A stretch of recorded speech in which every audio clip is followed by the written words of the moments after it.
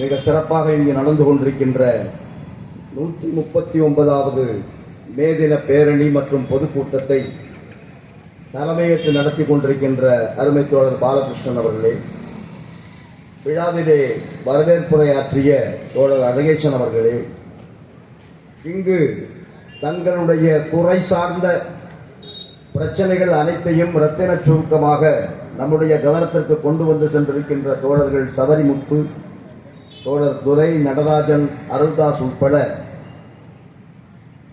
இந்த நிகழ்ச்சியிலே பங்கு கொண்டிருக்கின்ற அருமை தோழர்களே, எனக்கு பின்னால் இறுதியாக இந்த நிகழ்ச்சியிலே பல்வேறு கருத்துக்களை பதிவு செய்வதற்காக வந்திருக்கின்ற கம்யூனிஸ்ட் இயக்கத்தினுடைய மூத்த தோழர்களில் ஒருவராகிய தோழர் தி ராமகிருஷ்ணன் அவர்களே, எனது அருமை தோழர்களே, சகோதரர்களே, சகோதரிகளே, இந்திய நாட்டினுடைய தாய் தொழிற்சங்கம் ஏஐடியூசியின் சார்பிலும் 133 நாடுகளுக்கு மேல் இருக்கக்கூடிய உழைப்பாளி மக்களை பிரதிநிதித்துவப்படுத்தக்கூடிய உலக தொழிற்சங்க சம்மேளனம் WFPயின் சார்பிலும் புரட்சிகரமான மே தின வாழ்த்துக்களை முதலில் தெரிவித்துக் கொள்கிறேன். கடுமையான வெயிலில் ஒரு சிறப்பான ஊர்வலத்தை நடத்தி களைப்போடு நீங்கள் அமர்ந்திருக்கிறீர்கள் என்பது எனக்கு தெரியும். வீட்டுக்கு செல்ல வேண்டும், நாளைய தினம் மறுபடியும் பணிக்கு செல்ல வேண்டும்.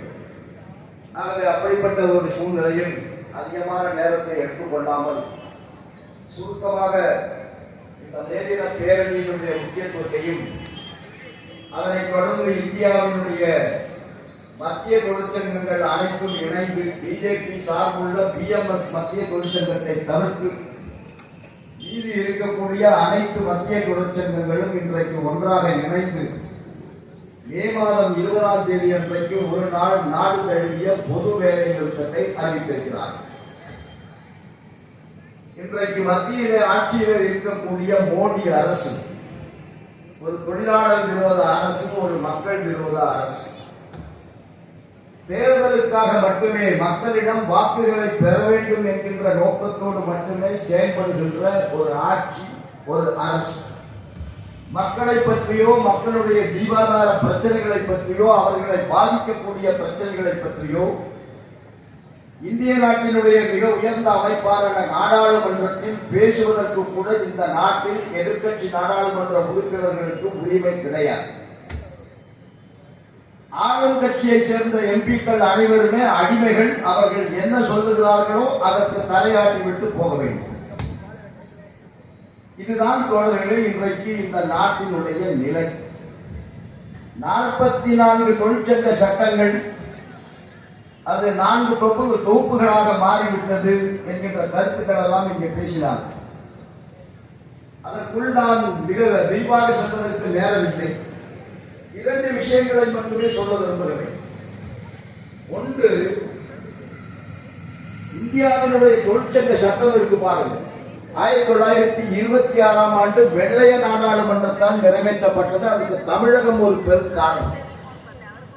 இந்த தமிழகத்தில், இந்த சென்னை மாநகரில் பெரம்பூரிலே அன்றைக்கு இருந்த BMC mill, Buckingham and Carnatic mills, அந்த மில்லிலே திருவிக, VP வாடியா, சக்கரை செட்டியார் போன்றவர்கள் அந்த தொழிலாளர்களை ஒருங்கிணைத்து அவர்களுடைய உரிமைகளுக்காக போராடுவதற்காக ஸ்தாபன ரீதியாக ஒழுங்குபடுத்தி துவங்கப்பட்ட முதல் தொழிற்சங்கமே அதுதான், மெட்ராஸ் லேபர் யூனியன். அது ஆரம்பித்தார்கள் என்பதற்காக அவர்கள் மீது கிரிமினல் வழக்கு சென்னை நீதிமன்றத்திலே தாக்கல் செய்யப்பட்டு அது கிரிமினல் குற்றமாக கருதப்பட்டது. தொழிற்சங்கம் அமைப்பது கிரிமினல் குற்றமாக கருதப்பட்டது. அந்த சூழ்நிலையில் தான் வெள்ளைய நாட்டில் இங்கிலாந்து நாடாளுமன்றத்திலே தொழிலாளர் கட்சியை சேர்ந்த நாடாளுமன்ற உறுப்பினர்கள் அந்த ஆட்சியை பார்த்து கேட்கிறார்கள், ஆட்சி நடக்கிற பிரிட்டன்ல, இங்கிலாந்து நாட்டில் தொழிலாளர்களுக்கு தொழிற்சங்க சட்டம் இருக்கு, தொழிற்சங்க உரிமை இருக்கு. ஆனா உன்னுடைய காலனி ஆதிக்க நாடு தானே இந்தியா, நீயும் அங்கதான் ஆட்சி பண்ற, உன்னுடைய வைஸ்ராய் தான் அங்கே உட்கார்ந்து இருக்கிறான். அப்ப அந்த நாட்டில் இருக்கக்கூடிய தொழிலாளிகள் தொழிற்சங்கம் அமைத்தால் அதை கிரிமினல் குற்றமாக கருதி அதை ஆரம்பித்த தலைவர்கள் மீது நீதிமன்றத்திலே வழக்கு தொடுத்திருக்கிறார் என்று சொன்னால் அது எப்படி ஏற்புடையதாக இருக்க முடியும்? அதன் விளைவாக உருவாக்கப்பட்டதுதான் வெள்ளைய நாடாளுமன்றத்தில் இந்திய தொழிற்சங்க சட்டம், ட்ரேட் யூனியன் ஆக்ட் 1926. நாமெல்லாம் அந்த சட்டத்தில் சங்கம் பதிவு செய்து செயல்பட்டுக் கொண்டிருக்கிறோம்.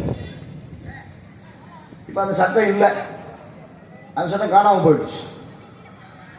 இந்த நாளுக்குள்ள அது போயிடுச்சு. இனிமே இந்தியாவில் ட்ரேட் யூனியன் ஆக்ட் அப்படின்னு ஒரு சட்டம் இல்லை. அதுக்கப்புறம் நாடு சுதந்திரம் அடைகின்ற அந்த தருவாயில் 1947 நாம் நிறைவேற்றப்பட்ட சட்டம் இண்டஸ்ட்ரியல் டிஸ்பியூட் ஆக்ட் 1947. இன்னைக்கு லேபர் கோர்ட்டுன்னு சொல்றோம், ஸ்ட்ரைக்கை பத்தி பேசணும், லாக் அவுட்டை பத்தி பேசணும், லே ஆஃபை பத்தி பேசணும். இது எல்லாம் அதுல இருக்கு, ஐடி ஆக்ட்ல இருக்கு. அதுவும் இல்லை, அந்த சட்டமும் போயிடுச்சு. அதுவும் இந்த 4 தொகுப்புக்குள்ள வந்தாச்சு. இப்ப தொழிற்சாலைக்குள் பணிபுரிகின்றவர்கள் இருக்கிறார்கள், அரசு துறை, தனியார் துறை, பொதுத்துறை. அந்த தொழிற்சாலைக்குள்ள பணிபுரியணும்னா அதுக்கு ஒரு சட்டம் இருக்கு, ஃபேக்டரிஸ் ஆக்ட் 1948. எப்படி சேஃப்டியாக தொழிலாளர்கள் பணிபுரிய வேண்டும், அவர்களுக்கு எப்படிப்பட்ட குடிநீர் வசதிகள் செய்து தர வேண்டும், எவ்வளவு கழிவறைகள் இருக்க வேண்டும், உணவகத்திற்கு உணவு அருந்துவதற்கான கேன்டீன் இருக்க வேண்டும். இப்படி ஏராளமான விஷயங்கள் அதில் இருக்கு. அதுவும் இல்லை, அதுவும் காணாத பொருள். இதையெல்லாம் இந்திய நாட்டு பெருமுதலாளிகளுடைய நிர்பந்தத்திற்கு அடிபணிந்து 4 தொகுப்புகளாக மாறி. ராமகிருஷ்ணன் அவர்கள் வழக்கறிஞர், நீண்ட பழுத்த அனுபவம் அரசியலில் பெற்றவர். இப்ப நம்ம மாதிரி சாதாரண தொழிலாளிக்கு ஆக்ட் கோடு என்ன வித்தியாசம் யாருக்கு கேட்டீங்கன்னு தெரியாது. ஆனா வித்தியாசம் இருக்கு, மிக ஆபத்தான வித்தியாசம் இருக்கு. ஆக்ட்னா அது ஒரு சட்டம், நாடாளுமன்றத்தால் நிறைவேற்றப்பட்ட சட்டம். அந்த சட்டத்திலே ஒரு சிறிய திருத்தம் கொண்டு வர வேண்டும் என்றாலும் மீண்டும் நாடாளுமன்றத்திற்கு போக வேண்டும், விவாதிக்க வேண்டும், அதன் பிறகு நிறைவேற்றப்பட வேண்டும். அப்பதான் அந்த திருத்தம் அமலுக்கு வரும். That is called act. இது ஆக்ட் இல்ல, கோடு, தொகுப்பு. அதை நிறைவேற்றும் போது மிகவும் ரகசியமாக ஒரு ஷரத்தை அதில் திணித்து, இனிமேல் இந்த தொகுப்பில் எந்த மாறுதல் கொண்டு வர வேண்டும் என்றாலும் அது ஒன்றும் நாடாளுமன்றத்துக்கு போக வேண்டிய அவசியம் இல்லை, அங்கு விவாதிக்கப்பட வேண்டிய அவசியம் இல்லை, தொழிற்சங்கங்களை கலந்து பேச வேண்டிய அவசியம் இல்லை. கேபினெட் முடிவு செய்யும், அமைச்சரவை அந்த முடிவை எடுத்துவிடும். யாராவது எதிர்த்து பேச முடியுமா? நாடாளுமன்றம்னு ஒண்ணு இருந்து அங்க வந்ததுன்னா ஏதோ ஒரு எழுந்து நின்று 2 நிமிஷம் சத்தமாவது போடலாம், வெளிநடப்பு செய்யலாம், ஏதாவது செய்யலாம். இனிமே அந்த வாய்ப்பே கிடையாது. ஏன்னா அந்த தொகுப்பு அப்படின்னு சொல்லி கொண்டு வந்துட்டான். தொழிற்சங்கம் அமைக்க முடியாத தோழர்களே, இப்ப தொழிற்சங்கம் அமைக்கிறதுக்கு சாம்சங் தொழிலாளர்கள் எவ்வளவு போராடினார்கள். நாங்கள் கூட WFTU சார்பாக கடிதம் எழுதணும், உலக தொழிற்சங்க சம்மேளனத்தின் சார்பில். இது ILO-வினுடைய சட்டங்களுக்கு புறம்பானது. ஏன்னா அவன் போய் சொல்றான், என் பேர்ல நீ யூனியன் பதிவு பண்ணக்கூடாதுங்கிறான். சாம்சங்ங்கிற என்னுடைய பேரு பேட்டன்ட் ரைட்ல நான் பதிவு பண்ணி வச்சிருக்கேன், ட்ரேட்மார்க்ல நான் பதிவு பண்ணி வச்சிருக்கேன், என் பேரை நீ யூஸ் பண்ணக்கூடாதுங்கிறான். இப்போ உன் பேரை யூஸ் பண்ணக்கூடாதுன்னா அங்க இருக்கக்கூடிய தொழிலாளிகள் பின்ன யார் பேர்ல சங்கம் ஆரம்பிக்கும்? நாம் சங்கம், எந்த தொழிற்சாலையும் சங்கம் இருந்தாலும் அது அந்த தொழிற்சாலை பேர்ல தானே இருக்கும். அந்த தொழிற்சாலையினுடைய தொழிலாளர்களுடைய சங்கம் தானே அது. ஆனா என் பேரை நீ பயன்படுத்தக்கூடாது. திராவிட மாடல் அரசு இங்க பேசினாங்க. அந்த அரசினுடைய தொழிற்சங்க பதிவாளர் அது சங்கத்துக்கு ரெஜிஸ்ட்ரேஷன் கொடுக்க மாட்டேங்கிறார். நான் பதிவு பண்ண மாட்டேன், ஏன்னா முதலாளி அப்ஜெக்ஷன் பண்றார். எந்த முதலாளி சொல்லுவாரு நீ சங்கம் ஆரம்பிச்சுக்கோ அப்படின்னு? எந்த முதலாளியாவது சொல்லுவானா? உலகத்துல எந்த முதலாளி நீ சங்கம் ஆரம்பிச்சுக்கோ எனக்கு ஆட்சேபனை இல்லைன்னு சொல்ல மாட்டான். அவன் 1000 ஆட்சேபனைகள் கொடுத்திருப்பான். ஆனா அவங்க தொழிற்சங்க சட்டத்தின்படி விண்ணப்பித்திருக்கிறார்களா? அதுதானே நீ பார்க்கணும். அதற்காக அந்த தொழிலாளர்கள் எத்தனை மாதங்கள் போராட்டம், நீதிமன்றத்தினுடைய கதவுகளை சென்று தட்டி சங்கம் வந்தாச்சு. அந்த சங்கத்தோட பேச மாட்டேங்கிறான். நேற்றைக்கு பத்திரிகைகள் பார்த்திருப்பீங்க. நாங்க ஒரு குழுவை அமைத்திருக்கிறோம், நாங்க ஒரு ஒர்க்கர் கமிட்டி அமைச்சிருக்கிறோம், அந்த ஒர்க்கர் கமிட்டியோட தான் பேசுவோம், உன் சங்கத்தோட நான் பேச மாட்டேங்கிறான். தொழிற்சங்க சட்டம் இருக்கும் போதே இது நிலைமை. ஆனால் இந்த புதிய லேபர் கோடு தொகுப்பு அமலுக்கு வந்தது என்று சொன்னால் தொழிற்சங்கமே சுலபமாக நீங்கள் பதிவு செய்ய முடியாது. அப்பொழுது தொழிலாளர்கள் அதை எதிர்த்து நின்று போராடவில்லை என்று சொன்னால் மே தினம் கொண்டாடுவதிலே என்ன அர்த்தம் இருக்கிறது? 139 ஆண்டுகள், அதற்கு முன்னாலும் ஒரு 100 ஆண்டுகள் உழைப்பாளி மக்கள் உலகெங்கிலும் போராடியதன் விளைவாகத்தான் இந்த உரிமைகள், சலுகைகள். அது இன்றைக்கு பறிக்கப்படுகிறது என்று சொன்னால் அதை எதிர்த்து நின்று நாம் களத்தில் நிற்க வேண்டும், போராட வேண்டும். ஆகவேதான் 20ஆம் தேதி அன்றைக்கு ஒரு நாள் வேலை நிறுத்தத்தை இந்திய நாட்டு உழைப்பாளி மக்கள் செய்கிறார். இப்ப மோடி நேற்று ஒரு முடிவு அறிவிச்சிருக்கிறார். ஜாதி ரீதியான மக்கள் தொகை கணக்கெடுப்பு எடுக்கலாம். அவரே தான் சொன்னார், அர்பன் நக்சலைட்டுகள் சாதி ரீதியான மக்கள் தொகை கணக்கெடுப்பு எடுக்க வேண்டும் என்று சொன்ன தலைவர்களை பார்த்து இவர்கள் எல்லோருமே அர்பன் நக்சலைட்டு அப்படின்னு அவர் தான் முத்திரை குத்தினார். ஆனா இப்ப நேற்று அறிவிச்சிட்டார். ஏன் அறிவிச்சாரு? இருந்தாரு அறிவிச்சார்.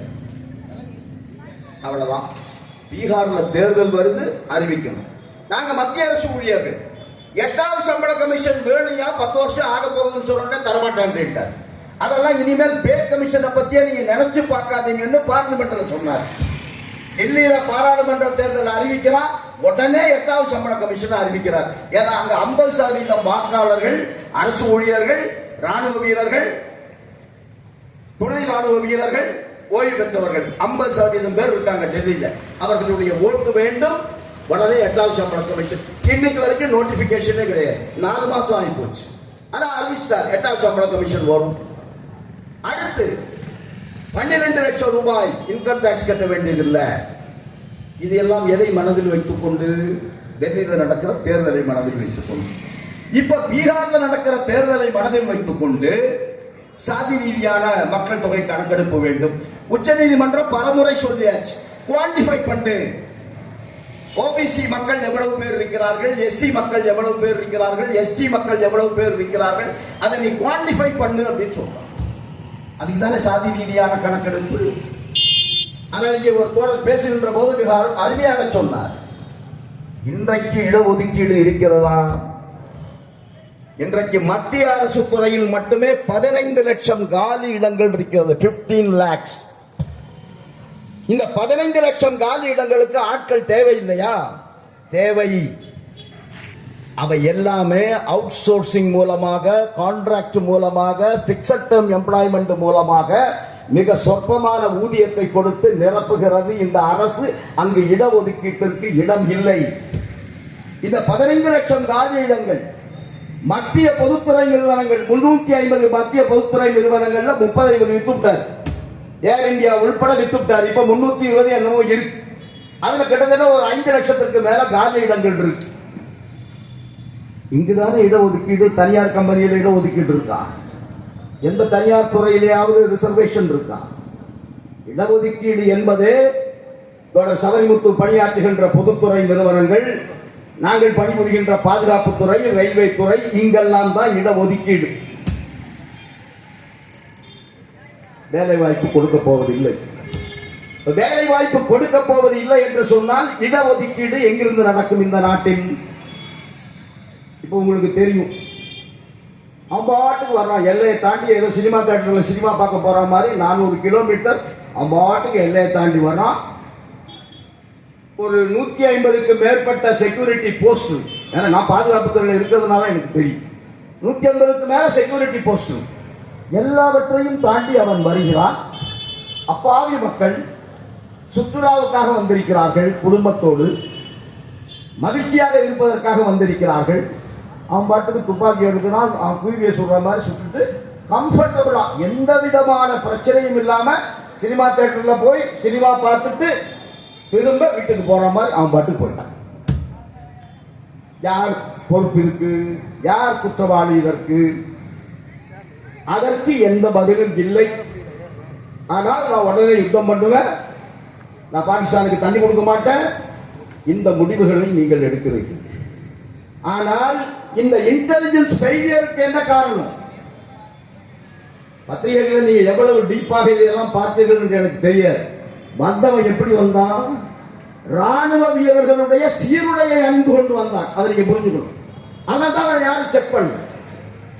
அவன் வந்தது ராணுவத்தினுடைய வாகனம், ராணுவத்தினுடைய சீருடை, ராணுவம் அணிகின்ற தொப்பி, கவசம், இதையெல்லாம் வாங்கி கொண்டு எல்லாருடைய கண்ணிலும் மிளகாய் தூளை தூவிவிட்டு அவன் பாட்டுக்கு சுட்டுட்டு போயிட்டே இருந்தான். இந்த சீருடை எப்படி? இந்த சீருடை செய்ய வேண்டியவங்க நாங்க. ஆவணியில கிருஷ்ணமேனன் அவர்களும் காமராஜர் அவர்கள் உருவாக்கிய தொழிற்சாலை பாதுகாப்பு துறையில 5000 பேர் வேலை செஞ்சுட்டு இருந்த தொழிற்சாலைகள் இன்னைக்கு 1000 பேர் இல்லை. நாங்கள் செய்து கொண்டிருந்த அந்த ராணுவ சீருடை உற்பத்தியை எல்லாம் தனியார் கிட்ட தூக்கி விட்டுட்டான். அவன் மார்க்கெட்ல விற்கிறான், கண்டோன்மெண்ட் மார்க்கெட்ல அவன் பாட்டுக்கு போட்டு வித்துக்கிட்டே இருக்கிறான். யார் வேணாலும் போய் ராணுவ சீருடையை வாங்கிக்கலாம், நீங்க மாட்டிக்கலாம். நான் பல முறை ராஜ்நாத் சிங்குக்கு சொன்னேன், ஏதோ துப்பாக்கி தான் ரொம்ப ரகசியமா இருக்கு, வெடிகுண்டு தான் ரொம்ப ரகசியமா உற்பத்தி, அது மட்டும்தான் ரொம்ப சென்சிட்டிவ் நினைக்காதியா. எல்லாவற்றையும் விட மோசமானது யூனிஃபார்ம் சென்சிட்டிவ். இங்க காவல்துறை அதிகாரிகள் இருக்கிறார்கள், அவங்க கையில துப்பாக்கியும் இல்ல, லட்டியும் இல்ல, ஆனா அந்த சீருடைக்கு மரியாதை இருக்கிறது. அதை பார்த்து தானே மக்களுக்கு மாரல் ஃபியர் வருகிறது.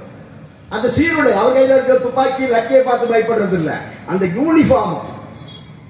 ராணுவ வீரனுக்கு அந்த மிடுக்கை கொடுப்பது அந்த சீருடை.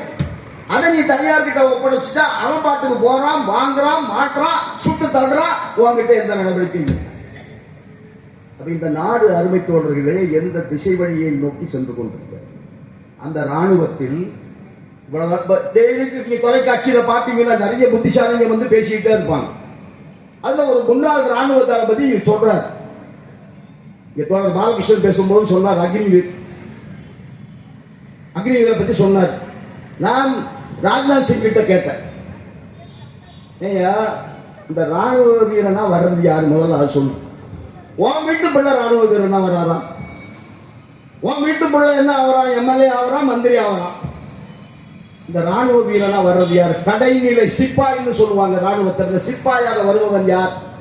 ஒரு கூலி தொழிலாளியுடைய மகன், ஒரு விவசாய தொழிலாளியினுடைய மகன், ஒரு ஒப்பந்த தொழிலாளியுடைய மகன், ஒரு ஆட்டோ டிரைவருடைய மகன், ஒரு கட்டிட தொழிலாளியினுடைய மகன், அவன் தான் வர்றான். 2 காரணங்களுக்காக. ஒன்று ஒரு வேலை வாய்ப்பு, இன்னொன்று நாட்டிற்கு சேவை செய்வதற்கான வாய்ப்பு. அந்த வாய்ப்பை நீ கெடுக்கிறியே, அக்னிவீருங்கிற பெயரை இதை கொண்டு வந்து நாசம் செய்கிறாயே. ராணுவத்தை ஒப்பந்தத்துக்கு விடலாமா? நான் பல கூட்டங்கள்ல பேசியிருக்கேன். அப்ப நான் நினைக்கல, நான் ஏதோ ஒரு நகைச்சுவைக்காக பேசுவேன். இப்படியே நிலைமை போச்சு, பாதுகாப்பு துறையில எல்லாத்தையும் தனியார் கிட்ட ஒப்படைச்சுட்டான். ஒரு நாள் ஒரு ராணுவம் கூட தனியார் கிட்ட போயிடும். ஒரு நகைச்சுவைக்காக பேசுனது, ஆனால் இப்ப அது ஃபேக்ட் ஆயிப்போச்சு, உண்மை ஆயிப்போச்சு. 4 வருடம் அக்னிவீர், 4 வருஷத்துக்கு அப்புறம் ஒரு 30 லட்சத்தை கையில கொடுத்து அதுல 30 லட்சத்துல பாதி அவமானம், அவன் சம்பளத்திலிருந்து பிடித்தம் செய்கிற பணம், அதை கொடுத்துட்டு நீ ஓடி போயிடு அப்படிங்கிறான். இப்ப ராணுவத்தில் மட்டுமே 2 லட்சம் காலி இடங்கள் நிரப்பப்படாமல் இருக்கிறது.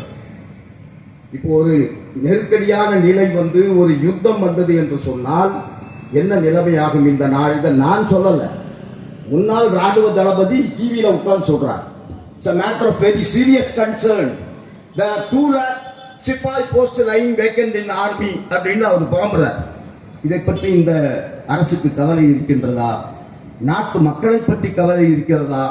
எப்படியாவது மக்களை மதத்தின் பெயரால், சாதியின் பெயரால், மொழியின் பெயரால், இனத்தின் பெயரால் அவர்களை பிரித்து அதன் மூலமாக வாக்குகளை பெற்று என்னுடைய ஆட்சியை தக்க வைத்துக் கொள்ள வேண்டும்.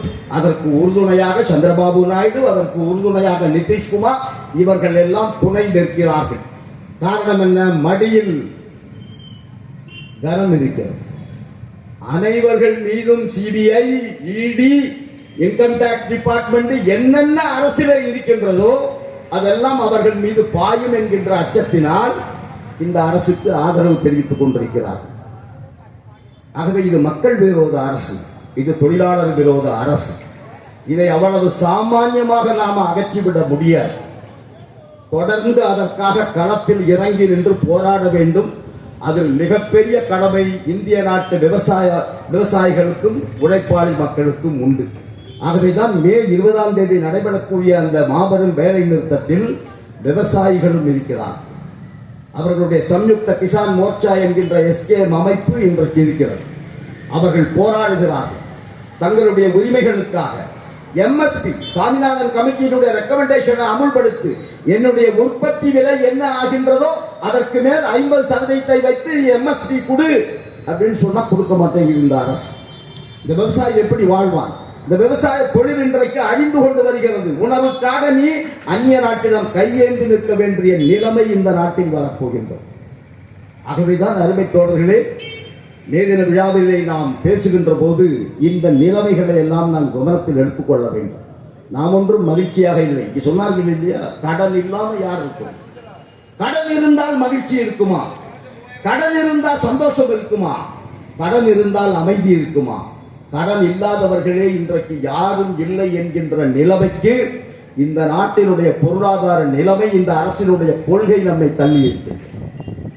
அதிலிருந்தெல்லாம் நாம் மீண்டும் வெளியில் வர வேண்டும், வந்தாக வேண்டும். அப்படி வருவதற்கு தெருவில் இறங்கி நின்று போராடுவதை தவிர வேறு வழி இல்லை. போராட்டம் மட்டும்தான் நம்முடைய உரிமைகளை நமக்கு வென்றெடுத்து தரும்.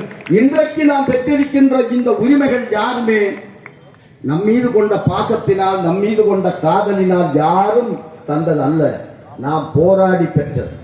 பிச்சை எடுத்து நாம் பெற்றதல்ல, நாம் போராடி பெற்ற உரிமைகள். அந்த போராடி பெற்ற உரிமைகள் பாதுகாக்கப்படுவதற்காகவும் புதிய உரிமைகளை வென்றெடுப்பதற்காகவுமான போராட்டத்திற்கான ஒரு உத்வேகத்தை ஏற்படுத்தக்கூடிய மே தினமாக இந்த மே தினம் அமையட்டும்.